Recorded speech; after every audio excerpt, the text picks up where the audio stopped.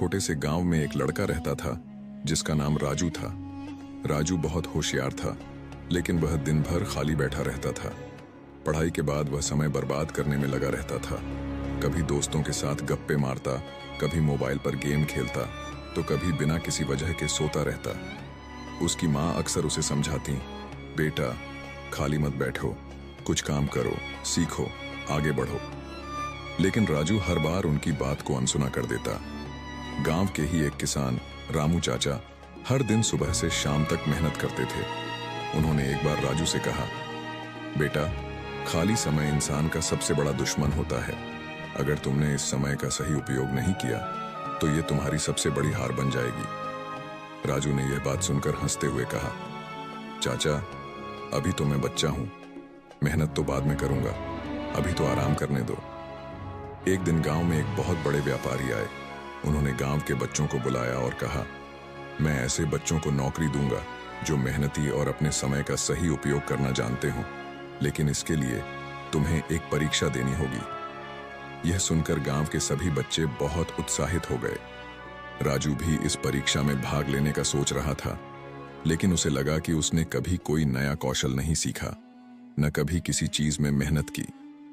परीक्षा के लिए बच्चों को 10 दिनों में अपनी पसंद की कोई एक चीज सीखनी थी, जैसे चित्रकारी, बागवानी, लकड़ी का काम या गाना।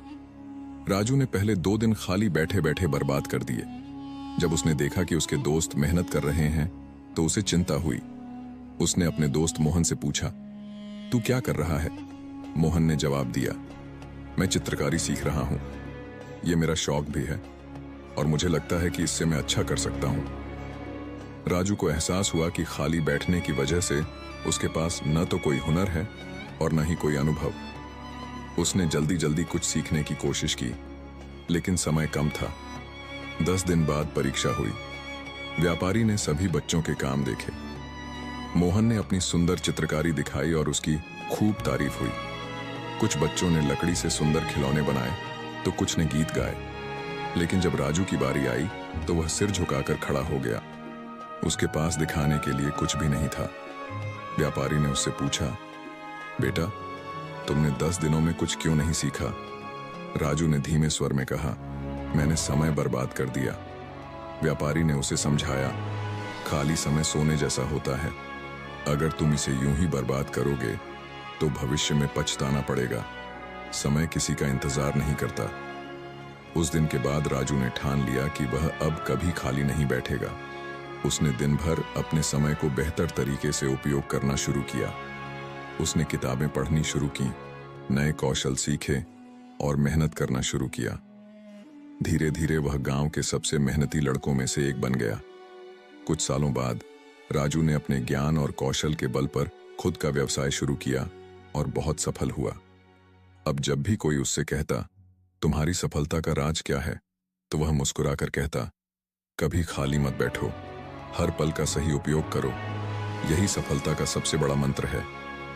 यह कहानी हमें सिखाती है कि खाली समय को बर्बाद करना हमारी सबसे बड़ी गलती हो सकती है। जिंदगी में जो समय अभी हमारे पास है वह कभी वापस नहीं आएगा, इसलिए हर पल का सही उपयोग करें। कोई नई चीज सीखें, मेहनत करें और अपने लक्ष्य की ओर बढ़ते रहें। याद रखें, जो लोग खाली समय का सही उपयोग करते हैं वे ही सफलता की सीढ़ियां चढ़ पाते हैं। तो दोस्तों, अब समय बर्बाद मत करो, उठो, अपने सपनों के लिए मेहनत करो और कभी खाली मत बैठो।